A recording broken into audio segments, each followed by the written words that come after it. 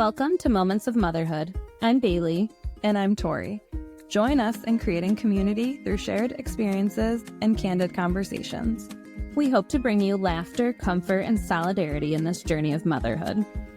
This is our virtual village.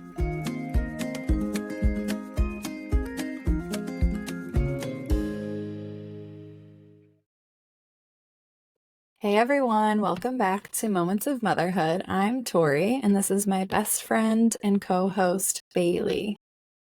Hey guys, what's up? Oh, how are you? I am good. How are you doing? I'm okay. I'm flustered a little bit right now from technical difficulties, but we're good. Yeah, I think both of us are. It's like the biggest challenge of the podcast. And to kind of feed off that, I feel like our topic today is kind of heavy anyways. So it's a little fitting. So just a warning, if you're looking for something uplifting at the moment, you might want to skip to a different episode of ours because this is, a little heavier of a topic, but it's real and it needs to be talked about. So we're talking about mom guilt today. Yeah, it's a tough one. Yeah. What are your thoughts? My thoughts. I have a lot of thoughts on mom guilt. It's something I struggle with daily. Like, am I doing enough? Am I parenting the right way? Am I giving enough attention and time to my baby, to my preschooler, to my little big boy? Yeah, it weighs heavy on me a lot. And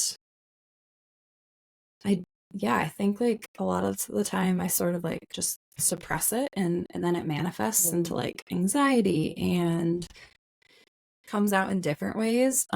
Because in my head, I know, okay, I'm a good mom. I love my kids. They're happy, they're safe, but I love my kids. They're happy, they're safe, but then I just go through the laundry list of things that I feel like I might have done wrong that day. So yeah, today we're talking all about mom guilt. How do you feel about this topic?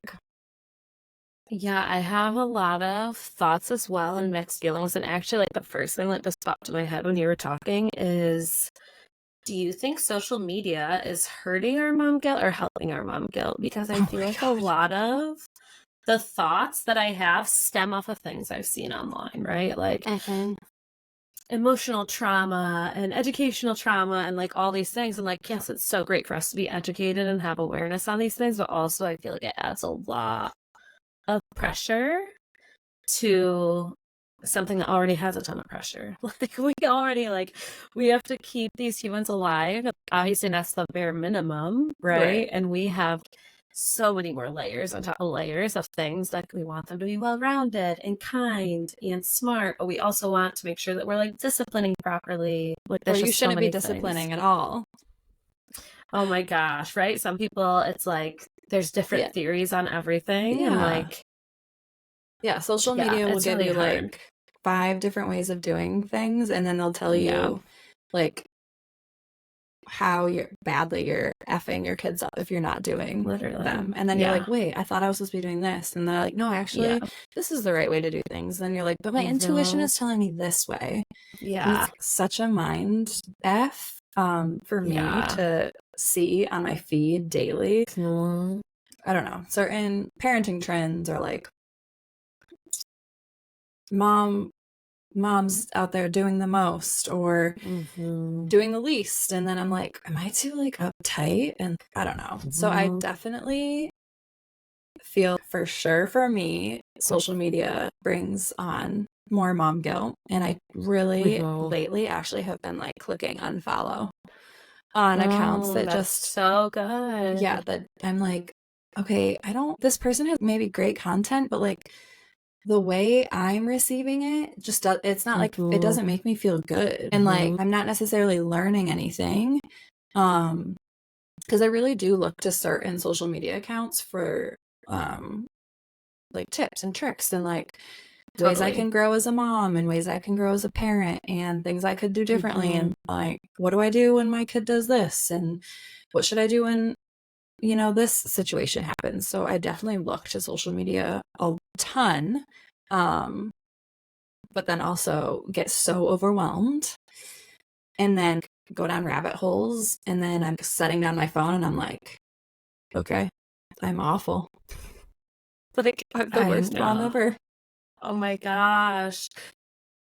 Oh, There's a and that's balance so there. not fair, and that's not the reality. Yeah, you have to have a balance for sure. And I think a lot of people maybe going through the thick of it don't even necessarily know what mom guilt is. And like you might have, like you were saying, like these anxious thoughts or feelings and not recognize it as mom guilt. So do you want to start off kind of like giving an example of like mom guilt that you have felt recently, or maybe that like has stood out to you as like a memorable or traumatizing moment?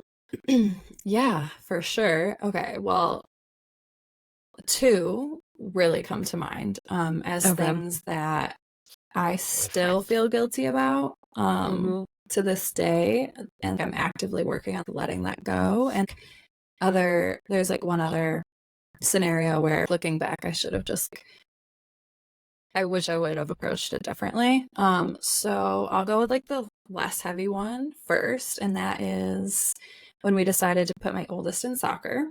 I think he was like 3.5, and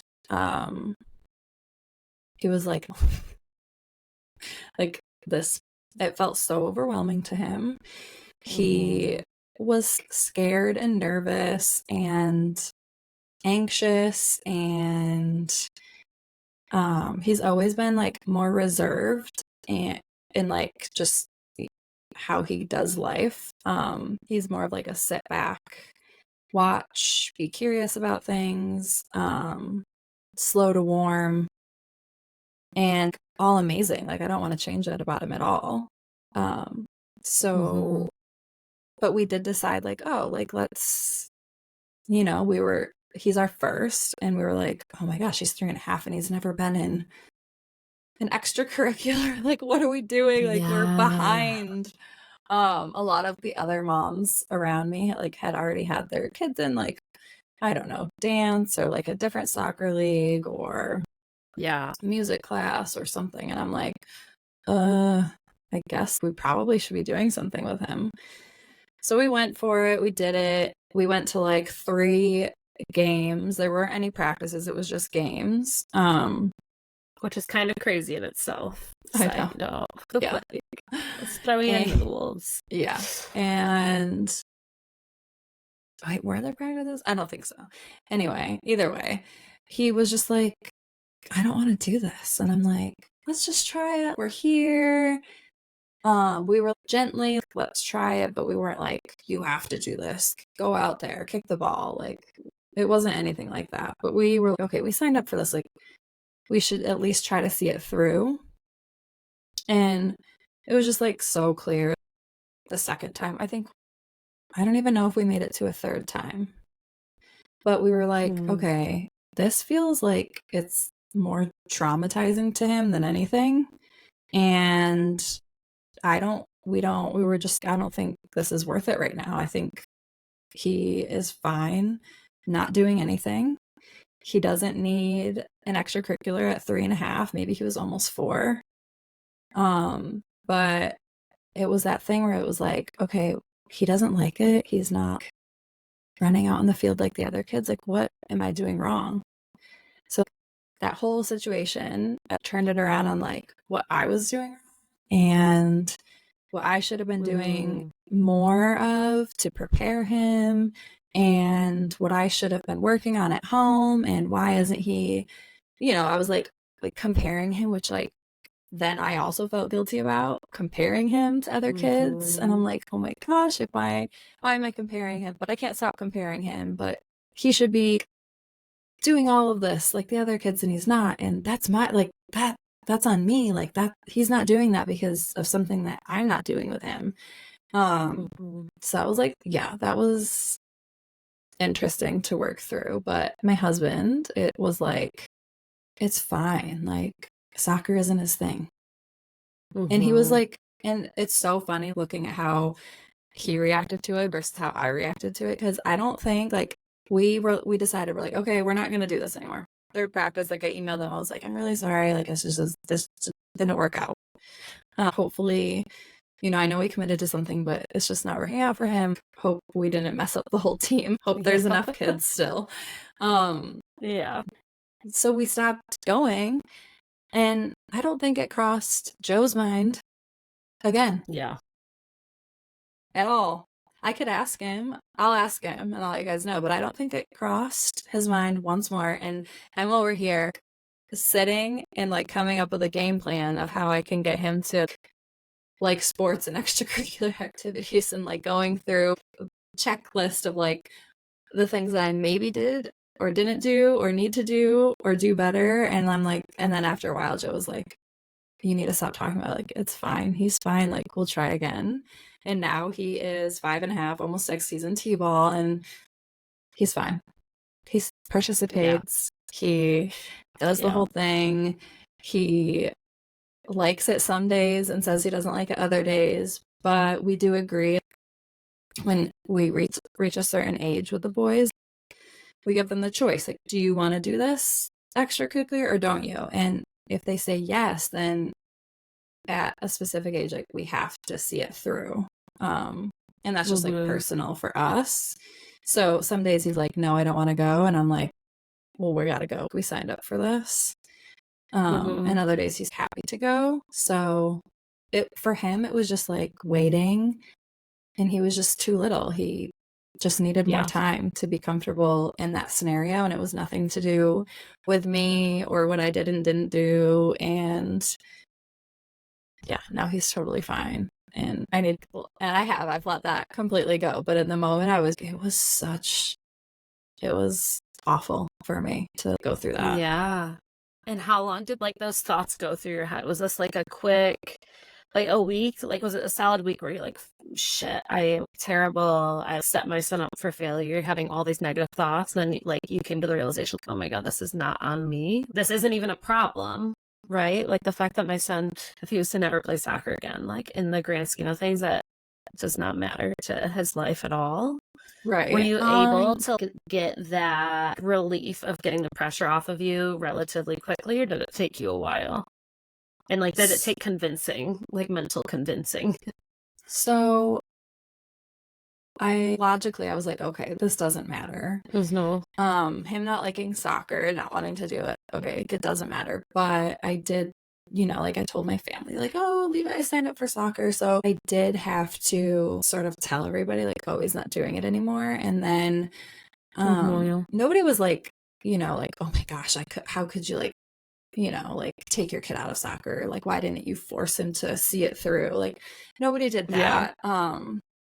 But it's like one of those things like I was just like, we decided not to do it. He's not ready. And so having to like explain that more than once definitely like triggered those feelings of, well, shit, we backed out of something. And so it took me a while. I don't know exactly, maybe like a month of like thinking about it. And then I think Joe and I sort of talked, okay, well, let's like maybe come up with a game plan to get him more comfortable in, you know, larger social settings to just like help that aspect of him grow. And that I think like that conversation really helped and took the pressure off of how I was feeling. But yeah, it was like probably a solid month where I was just like, God dang it, like why? Like what? Yeah. Who, what, when, where? That sort of thing. Just like other instance, which like I'm not really gonna get into because we plan to do a whole other topic on this. I'll just like I already know what it is. Briefly mention it because it might really resonate with other moms who had a baby, their first baby, and like didn't know there were options. But I sleep trained Levi. It is like, for me personally, I know so many moms do it, and I know there are so many reasons to do it. But I also support in community and a village. didn't know that there was another option to like for me to get sleep and for my baby to get sleep, which is co-sleeping for me personally. I co-slept with my second two boys, still co-sleep with my youngest. He's 18 months. And that is like the guilt that I felt during sleep training and then after, and then just like the years that like the years later when I just like think about it, I'm just like, I wish I knew that there was a different option and a different way. So that's like all I'll say on it, because I know that those two worlds like can sometimes collide. Like if you're a sleep training mama and you're a co-sleep training mama, if you're a co-sleeping mama, those like can be really intense feelings that we have about what we're doing. But I feel like I personally have been through both of them. So I think that gives me like a pretty like unique perspective. And I can confidently say that it's not for me. It's not right for my family. And that's okay. That's cool. If it's right for your family, that's cool. But yeah, that guilt sucks. Yeah. But, I mean, I think we were even talking about that, I want to say like a few weeks ago, and we were both like almost in tears on the phone talking about just the impact like that your choices as a mother have on you like years later and how that makes you feel. And like we were both like walking each other through like your firstborn's gonna be okay. Like as guilty as you feel, like he is like a smart, healthy, kind, like well-rounded human, and like you have to find a way to release that guilt. Yeah. Like as hard as it is. And like it's just intense. And it can be so hard as a mother to let those things go. I know. And like come to terms. Like that's a choice I made. I think there's so much power in like honoring you did the best you could with the knowledge you had. Yeah, that's like, such a good perspective. You know, because that's really what it is. It's not like you knowingly chose poorly for your child. Yeah. And I don't want to say poorly necessarily because it's not a poor choice, but for your family it was, you know, like for you, for your soul, it was a poor choice, right? Like that's why you feel anxiety. The guilt. Yeah, totally. Yeah, so I think just honoring, like you didn't do that knowingly, and had you had the support or the village or the knowledge to choose otherwise, you would have. Yeah. And I think we'll do an episode on sleep just in general. Really soon, because that's been I'm like in a transitional point with my 18-month-old. So I think like it's a good time to sort of talk like about the just like sleep and babies and like moms getting enough sleep in general. So that's all I'll say about that. But yeah, I've let a lot of that guilt go. I will say, like, I am in a good place with it now, but it took me a long time, and it does just like give me like the whatever feeling when I like talk about it. But and you know, it's not like just the fact that I sleep train. Like there's a lot more to like the guilt of it for me. So like I know sleep training can be like really easy for some moms and like really calm and whatever. So like it was just more like my personal experience with sleep training that gives me that feeling. I just want to like clarify that. Yeah. No, I think that's a good point. Before we got on, you were talking about guilt around step parenting, and I know we're going to try to like cap this episode around 30 minutes. So I would love to hear sort of where you're at with like step parent mama guilt and just like a peek into that world, because I obviously have no like understanding of it because I'm not I'm not there. Yeah, I mean, I think there's so many layers to not only step parenting, but like blending families, right? So I'm not only a step parent, I'm also like a full-time mother to my own children. So there is constantly like a fight in my head, especially because I was a step parent for 7 years before I had, well, I guess 5 years before I had Roland. So they got like my undivided attention, right? Like Trey and Jada were like my world for a while. Ed and I had them full time, and like I had all of the mental capacity and like tools in my pocket to like show up for them every day. And like I was that person, right? Because like Ed was working and their mom was working and like their mom wasn't necessarily here. So like I was like their rock for so long. And I like we had that relationship and we had that rapport together where, you know, I did everything. Like I was the one that stayed home with them when they were sick and puking, or when they needed to go to tutoring, or they needed someone to cry on because they were upset about a divorce, which is like so crazy to think about. Yeah. And I have a lot of guilt in the sense that like sometimes I feel like I can't show up for them in the same way because I just don't have the mental capacity with three littles. Like I'm sleep deprived and like just physically like drained from chasing around kids. And like I do make it a point to try and like, even if it's like 10 o'clock at night, like going into Jada's room, like laying in her bed and being like, what's up, like how's your day been, like how's your week been, like, or doing her hair. Like I try to make sure that we have those moments still, but it's definitely challenging. Yeah. And like in that same sense, I feel mom guilt that I often am like comparing them and pretty critical because they are older on like how they've developed. I find myself being like, okay, well, this is like what I know I don't want to do. Like I want to like even sometimes like Trey will do something and I'm like, we can't do that in front of the boys. Like, and then I feel guilty, like, oh my God, I'm like, I have to establish like there's nothing wrong with what you're doing, but it's just not something I want the boys to learn, you know, Yeah. like something that because they have two other parents and their parents have like allowed certain things, or they've developed certain habits and they have certain traumas from going through a divorce and having their parents split up that I don't want my kids to take on. Oh my gosh, that's so heavy. Yeah. So there's like a lot to that like it's just very like twofold. Like I feel guilty for judging them, but then I also feel guilty like, did I make the wrong choice in like choosing to have kids with someone who already has kids? Like am I doing my kids wrong by that? Because like I have to, like it's a pretty high conflict situation, and like Roland is obsessed with Trey. Yeah, you know, like so cute. And like it breaks my heart every week, and I feel so guilty. Like I have to explain to my 3-year-olds, like, you don't get to talk to your brother and sister for a week. Like, and it's totally out of my control. Like, that's not my choice. And like I have to explain to that. Or like when Kane is like running and knocking on Trey's door, like to get him to wake up, I have to be like, he's at his mom's house, buddy. And like, you don't get to see him for a week. And I'm just like, oh my God, am I like totally messing up my kids? Like, so I have guilt in that sense. And I have to convince myself, like, it's not in my control. And they're like so lucky for all the love that like they get between their siblings the week they're with us. Yeah.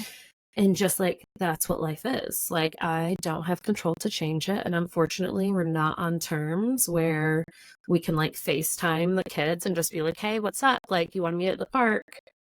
We're not in that position in life right now. And it takes a lot for me to like cope with that, I think, and like not feel like a piece of shit. Honestly, like, you know, I just feel so bad. I know. I tell Bailey like daily that I don't know how she does it, but she does it with so much grace, and she is like, you're amazing with your own boys, and you're an amazing stepmom. Like I've seen it firsthand. I've been to your house. I know those kids love you so much, and they're so lucky to have you. And I really just think from an outside perspective that all you can do is just like, you love your own babies and you love your stepkids, and outside looking in, like I can't see like all the struggles, but I know that all of your kids feel so loved by you. And I always feel for you so deeply that you have to like endure this whole situation, because it's not ideal. And you know, like maybe someday on the podcast like we can get into it, but it's like so emotional and raw, and like, oh, I'm sorry.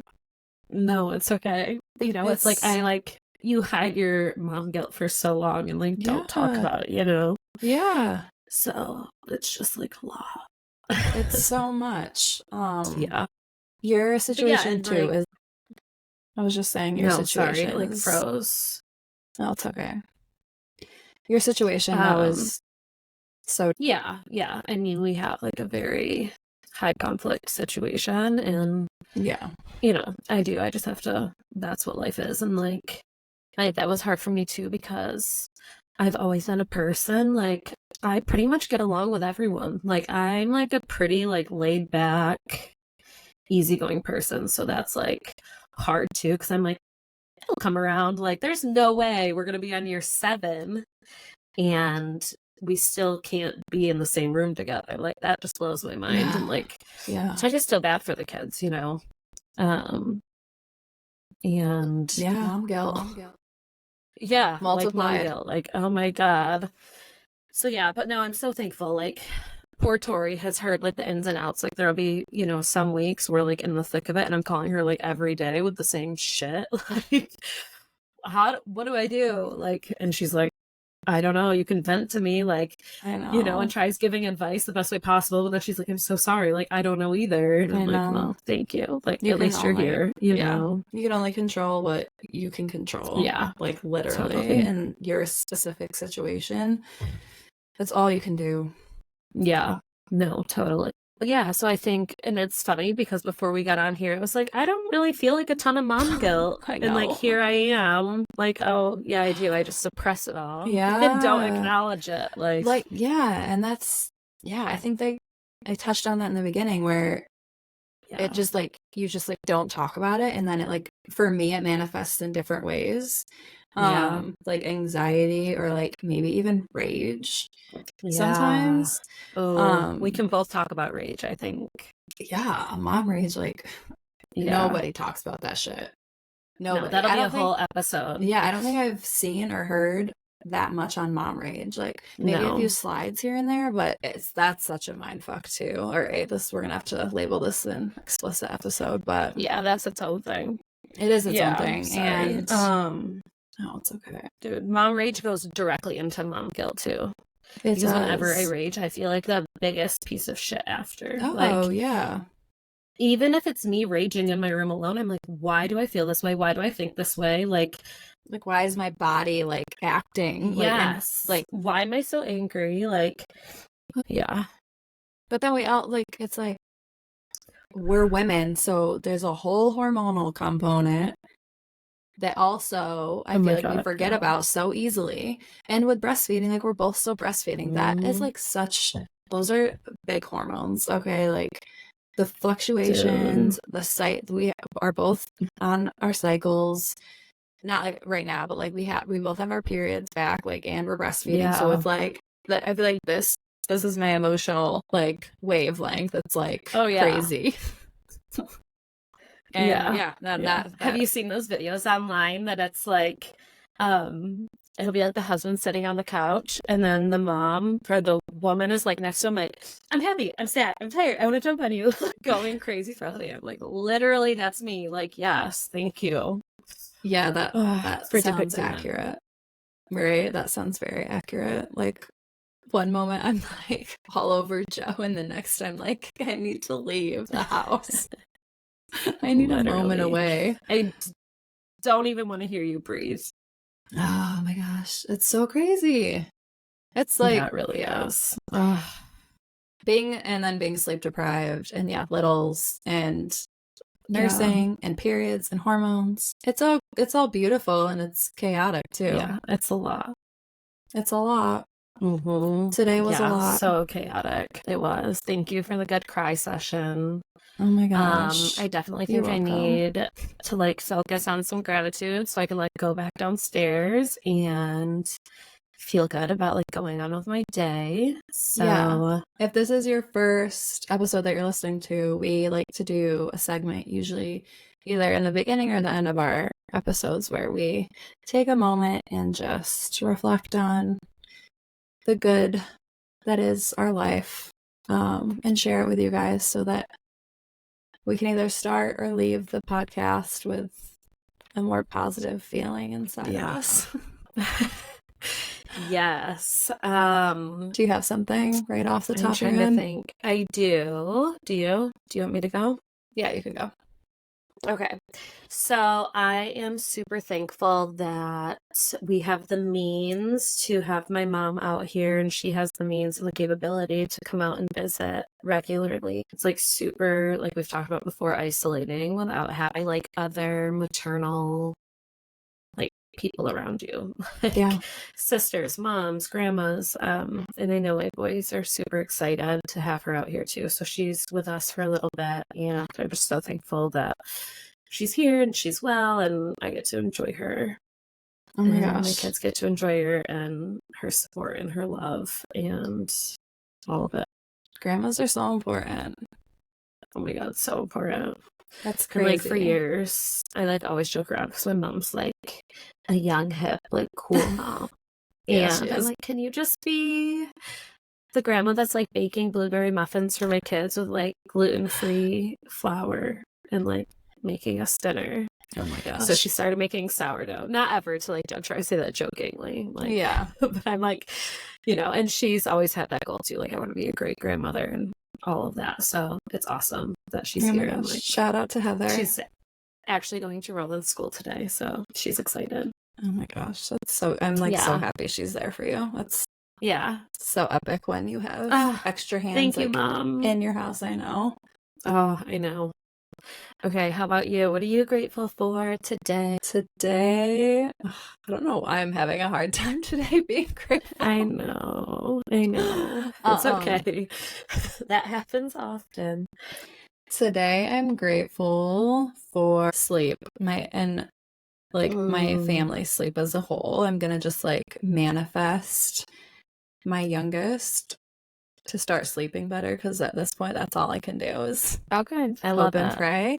But my Yes. 2 older boys sleep so amazingly, and I'm really, really grateful that they both like get super good sleep and are really well rested.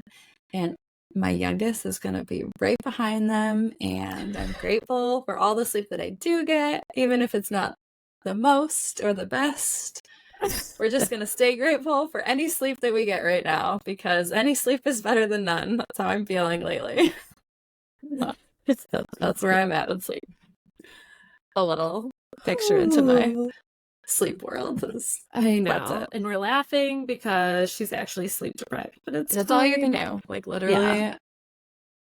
I love my I'm baby. gonna like pray for Yeah. you that you maybe tonight's the night. Tonight might be the night. A full moon's coming, isn't it? Like there's gonna be a shift in your sleep. I feel there it. already has been, and it's like definitely trending better. So that's all I can do. And to everybody in the thick of being sleep deprived, I have 2 boys who are living proof that eventually your kids will sleep. So hang in there. I'm going to tell myself that too. Hang in there. Hang in there. Hang in there.